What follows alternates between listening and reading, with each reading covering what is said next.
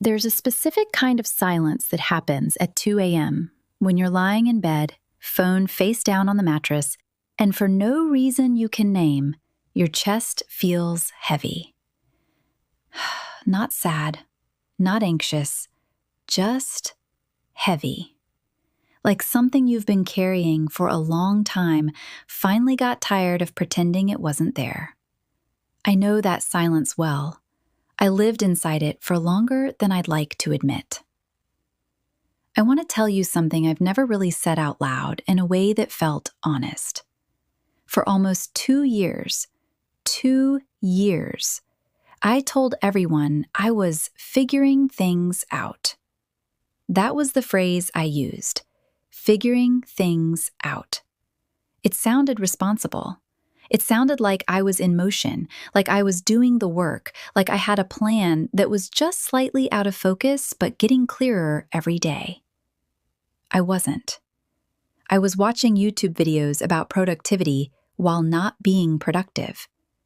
I was listening to podcasts about discipline while lying on my couch. I had 4 different journaling apps on my phone and hadn't opened a single one in 3 months. I followed accounts that posted quotes about becoming the best version of yourself, and I liked those posts, and then I put the phone down and did absolutely nothing different.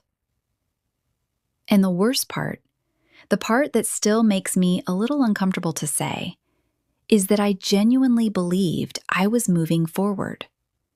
I had convinced myself that consuming the idea of growth was the same as growing, that watching someone else climb was somehow preparing me to climb. I was very, very good at looking busy while standing completely still. I think a lot of people in their mid-20s know this feeling, even if they don't call it what it is. Because this generation, our generation, we grew up being told that we were capable of anything. And I think for a lot of us, that message quietly twisted into something dangerous. The belief that potential alone is enough.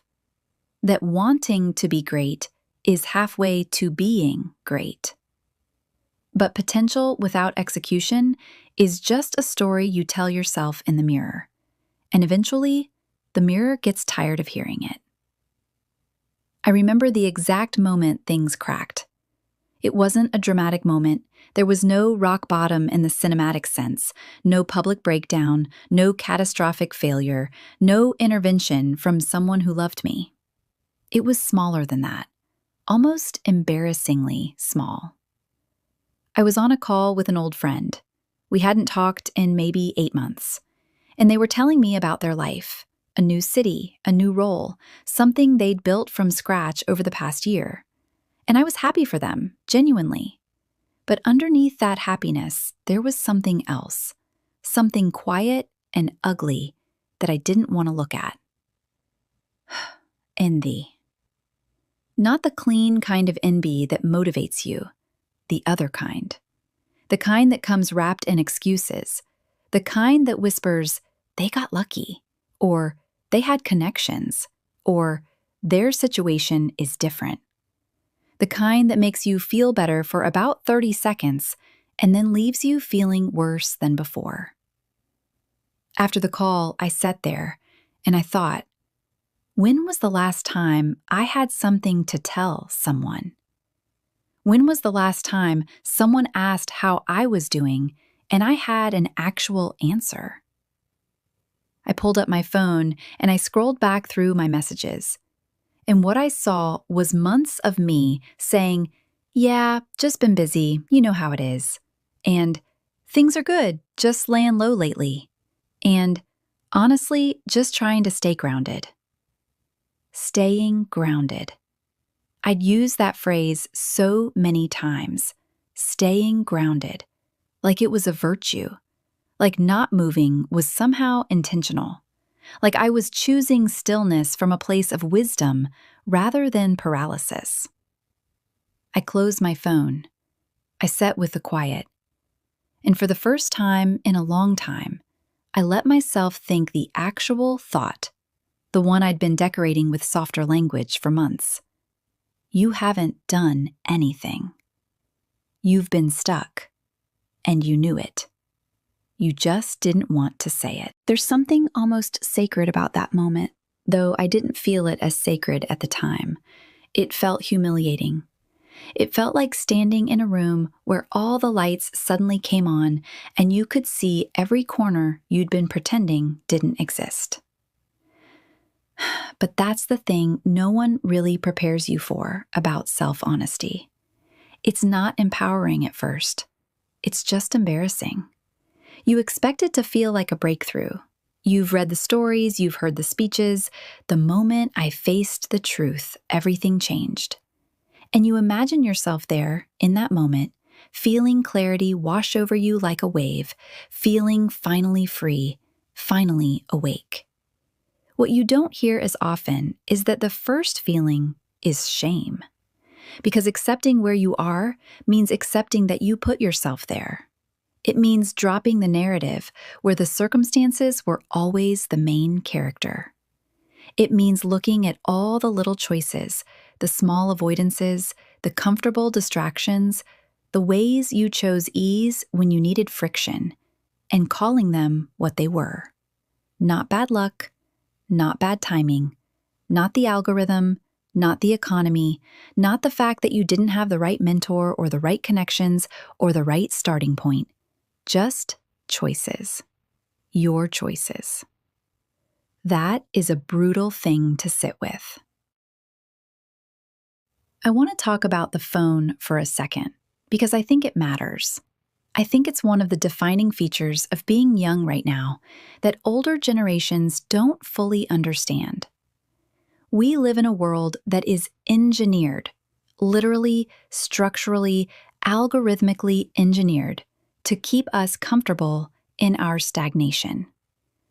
Every time I opened an app, I was handed something that felt like stimulation without requiring anything from me.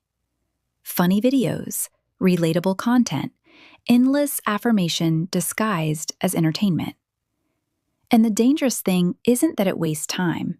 Everyone knows it wastes time. The dangerous thing is that it mimics the feeling of being alive. You scroll for an hour and you feel like you've experienced something. Your brain got input, got reaction, got that little dopamine flicker. And so when you put the phone down, you don't feel empty in the way that might push you to do something. You feel a kind of gray satisfaction, neutral, sedated. And in that sedated state, the ambition that might have itched and irritated you into action just quietly stops itching. That's what I was doing for 2 years. Not consciously, but that's what I was doing. I was feeding myself just enough stimulation to never get hungry.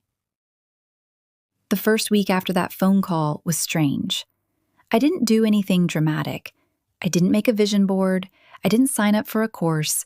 I didn't announce anything to anyone. I just stopped pretending. That sounds small, but it wasn't. Because stopping the pretending meant I had to sit in a room with myself without decoration, without the podcast telling me about the habits of successful people, without the content reminding me that it was okay to take things slow, without the constant low hum of other people's voices filling in the silence. Just me and the actual state of things. And I noticed something I hadn't expected. Beneath the embarrassment, beneath the shame, there was something else. Something that had been very quietly waiting. Relief. The exhaustion of maintaining a story, of being the person who was figuring it out, of performing okayness to everyone, including yourself. I hadn't realized how much energy it took until I stopped spending it. When you stop lying to yourself, even the lie of a gentle optimism you hadn't earned yet, there's a kind of rest in that. A strange, uncomfortable, honest rest. I started doing something small. Humiliatingly small, actually.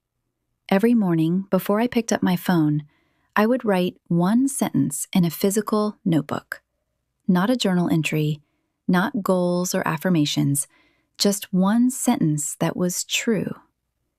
The sentences were not inspiring. I haven't called my parents back in 3 weeks because I don't want to explain where I am in life. I've been telling myself I'll start the project after the weekend for 6 weekends in a row. I'm afraid that if I try and fail this time, I won't have anything left to blame but myself. That last one took me a long time to write. I sat there for 20 minutes staring at the blank page because I knew it was true, and I didn't want to make it real by writing it down. But I wrote it, and here's what I learned from that. The truth, when you finally let it land, is almost never as catastrophic as the walls you build to keep it out. I had been so afraid of the admission. I had spent so much energy managing the distance between myself and that sentence. But once it was there, on the page, in my handwriting, it just was what it was. It wasn't the end of anything. It was actually the beginning of something. Because a sentence you've written down is a sentence you can respond to. You cannot respond to a fear you refuse to name. There's a version of this story that I used to tell myself where I was the victim of my circumstances. I grew up in a time when everything moved too fast. The career ladders I was told to climb had been replaced with gig economy trapdoors. The metrics by which my parents measured success, stability, a clear path, linear progression, had been quietly detonated. The internet had made it possible to see every version of success that existed in the world simultaneously, which sounds like opportunity, but mostly felt like a kind of paralysis. You could see 1,000 different lives being lived by 1,000 different people, and you had to figure out which one was yours. And you had to do it quickly because everyone seemed to already know, and you were the only one who didn't. That's a real story. That pressure is real. The disorientation is real. I'm not dismissing it. But, and this is the part that I had to sit with for a long time, the circumstances being hard doesn't make your response to them not your own. I use the noise of the world as a reason to not make decisions. I use the complexity of the moment as permission to stay confused. I dressed avoidance up as thoughtfulness, dressed fear up as flexibility, dressed laziness up as self-care. Those were choices. They were my choices, made in real time, day after day, in tiny increments that added up to 2 years of standing still. Owning that, not as self-punishment, but as simple fact, was the beginning of me actually being able to change anything. I want to talk about failure for a moment because I think we talk about it wrong. We have this cultural conversation around failure that is well-meaning but has somehow become another way to avoid the discomfort of it. Fail fast, fail forward. Every failure is a lesson. And all of that is true in a certain sense. But the way it gets delivered often skips over the actual experience of failure, which is that it hurts, it embarrasses you, it makes you want to disappear for a while. And sometimes it takes you a long time to find whatever lesson is supposed to be inside it. My failures weren't dramatic enough to make a good redemption arc. There was no big swing I took and missed. My failure was quieter. It was the accumulation of the things I didn't do, the conversations I avoided, the risks I talked myself out of, the times I said, "not yet," when what I meant was, "I'm scared." And the strange thing about that kind of failure, the failure of inaction, is that it doesn't even feel like failure while it's happening. It just feels like waiting. It feels like patience. It feels like being careful. You don't know you failed until you look back and realize the years passed and nothing moved. That is a very specific kind of grief.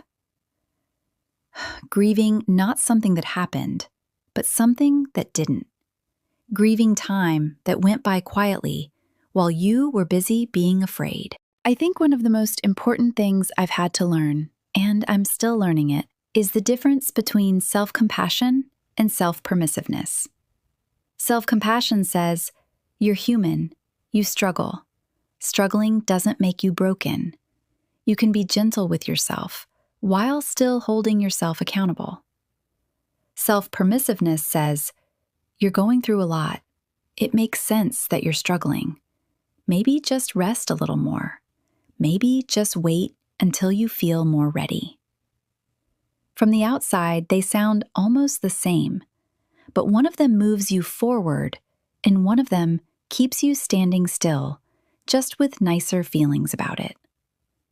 For a long time, I thought I was practicing self-compassion.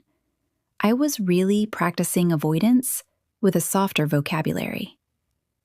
The version of kindness I needed wasn't the kind that let me off the hook. It was the kind that believed I was capable of more and refused to pretend otherwise. The kind that said, I'm not going to treat you like someone who can't handle hard things because I know you can. That's the kind of kindness that's actually hard to give yourself. Because it doesn't feel like kindness in the moment. It feels like pressure. It feels like being asked to rise to something when you'd rather sit down. But it's the only kind that changes anything. Something shifted, not overnight, not in a montage, but in the slow, unglamorous way that real change actually happens. I started finishing things. Not big things, small things. A single task, completed start to finish without abandoning it in the middle. An email I'd been drafting for 2 weeks? Sent.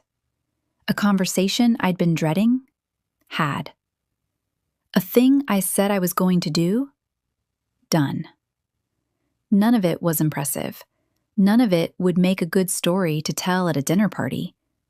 But every small, completed thing was a vote. A vote for a different version of myself. A vote that said, I am the kind of person who follows through. Not because I declared it, but because I did it. James Clear wrote something I keep coming back to, that you don't rise to the level of your goals, you fall to the level of your systems. But what he's really describing is identity. You become what you repeatedly do, not what you repeatedly intend to do, not what you aspire to do, what you actually, consistently, quietly do when no one is watching. And for a long time, what I was actually consistently doing was retreating. So I started doing something different. Every day, in small increments, in ways that didn't feel significant at the time. I want to say something about the comparison thing because it was a poison in my life for a long time, and I don't think I'm the only one. We live in a world where everyone's highlight reel is visible to everyone else. And we intellectually know that we're comparing our behind the scenes to someone else's greatest hits. And somehow that knowledge does almost nothing to stop the sting of it. I would see someone from school who had launched something, built something, figured something out, and I would feel that sour twist in my chest. And then I would feel ashamed of feeling it because I knew better, because I'd read the articles, because I understood the psychology. And then I'd feel ashamed about being ashamed because it meant I was still doing it. Here's what I eventually understood about comparison. It's not really about the other person. When I felt that twist looking at someone else's success, I wasn't actually envying them. I was confronting myself.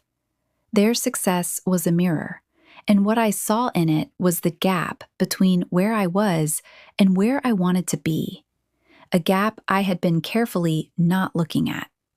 The envy was information. It was a signal.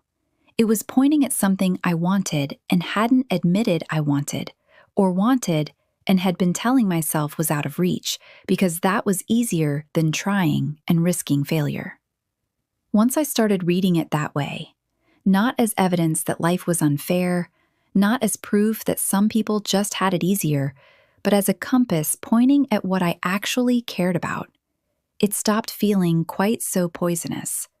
It started feeling like data. Okay, so I care about that. What am I going to do about it? There's a particular kind of courage that I think doesn't get talked about enough. Not the courage of the grand gesture, not the courage of taking the leap, burning the ships, going all in, all those phrases that make for good quotes but often describe a kind of recklessness more than actual bravery. I'm talking about the courage of the ordinary morning, the courage to start, again, on a day when you don't feel like it, when the resistance is present and the inspiration isn't, when you're not sure you're on the right track and you don't have enough evidence yet to know if what you're doing is working, when you could very easily, very justifiably, give yourself one more day off and no one would blame you. The courage to open the laptop anyway, to sit down with the discomfort anyway, to make the call anyway. That's the courage that actually compounds. That's the courage that eventually adds up to a life you meant to live, rather than one you fell into by default. And that's the courage that no one can give you. No amount of content, no podcast episode, no quote posted on a beige background. It lives in the space between when you think about doing the thing and when you actually do it. A space that is very small and very quiet and entirely yours. I'm not on the other side of this story. I want to be honest about that.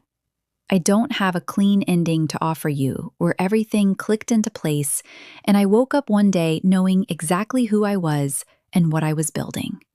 That's not how it works. Not for me, anyway. What I have is this. I know the difference now between motion and movement. I know what it feels like to be busy and going nowhere. I know my own particular flavor of avoidance, what it looks like, what language it uses, what time of day it tends to show up. I know that my resistance doesn't show up as laziness that looks like laziness. It shows up as research. It shows up as planning. It shows up as I'll be ready soon. It shows up wearing the costume of preparation and then just keeps wearing it indefinitely. Knowing that has changed things. Not completely, not permanently, but meaningfully. Because now, when I catch myself in that pattern, I have a word for it. And something about naming the thing makes it smaller, makes it less able to pass itself off as something respectable. I've been thinking a lot lately about what it means to be someone who is genuinely becoming, as opposed to someone who is performing the idea of becoming. Because that's the trap, right? The self-improvement industrial complex. The books, the content, the accounts, the morning routines, the optimization obsession. It has created a whole aesthetic around growth that you can participate in without actually growing. You can read every book about building good habits without building a single one. You can follow every high performer on every platform without performing at a high level. You can spend enormous amounts of time learning how to change without changing. And the reason that's seductive is that it feels productive. Your brain doesn't always distinguish between thinking about a thing and doing a thing. Both generate a kind of activity, a kind of engagement. And if you spend enough time consuming transformation content, you can maintain a sense of forward momentum that doesn't require you to actually move. I did that for a long time. And what I've had to learn, the hard way, slowly, incompletely, is that the only metric that matters is the one you can't fake. What did you actually do today? Not what did you think about doing, not what you learned about doing, not what you inspired yourself to do by the end of a good podcast. What did you actually do? That question is merciless, and it's the only one that's honest. I want to close with something I've been carrying around for a while, something I noticed in myself that took me a long time to fully understand. For most of my life, I confused being exceptional with being exceptional without effort. Like the real achievement was to make it look easy, to arrive somewhere without anyone having seen you struggle, to be good at things in a way that suggested you were naturally, effortlessly, perhaps divinely suited to them. I think a lot of people carry this quietly. The idea that if you really have to work for something, if it's hard, if you fail at it, if you look incompetent in the early stages, then maybe it wasn't meant to be yours. Maybe you're not really cut out for it. Maybe the people who were meant for it found it easier. That is such a destructive belief, and it is everywhere. Because the truth, the one that becomes obvious when you look at anyone who's built something real, is that the difficulty is not the sign that you're in the wrong place. The difficulty is often the sign that you're in exactly the right one, that you're close to something worth having, something that requires something from you, something that can't be accessed without you actually showing up and doing the work of getting there. The struggle isn't the signal to quit. The struggle is the signal that it matters. Here's what I know now that I didn't know 2 years ago. Accepting where you are is not the same as deciding to stay there. It's actually the opposite. You cannot navigate from a location you're pretending you're not at. You can't chart a course from a starting point you've refused to acknowledge. The acceptance isn't defeat. It's the first honest act of the journey. When I finally looked at myself clearly, not with cruelty, not with the aggressive self-loathing that masquerades as self-awareness, but just clearly, just honestly, I wasn't destroyed by what I saw. I was freed by it. Because the truth, even an uncomfortable truth, gives you something to work with. The story I was telling myself, the careful, flattering, endlessly deferred story of someone who was about to become, was keeping me stuck more than any external circumstance ever had. Because as long as I was almost there, almost ready, almost about to start, I didn't have to reckon with the actual present. The moment I said out loud to no one but myself, this is where I am, and it's not where I wanted to be, and I put myself here, something unlocked. Not everything, not magically, but something. I think the most honest thing I can say, the thing I hope stays with you after everything else fades, is this. The version of yourself that you're afraid doesn't exist, the disciplined one, the focused one, the one who follows through, that version doesn't come before the work. It comes from the work. It is built slowly by the accumulation of small, honest acts, by the 10-minute decision to start rather than wait, by the grace of trying badly and then trying again.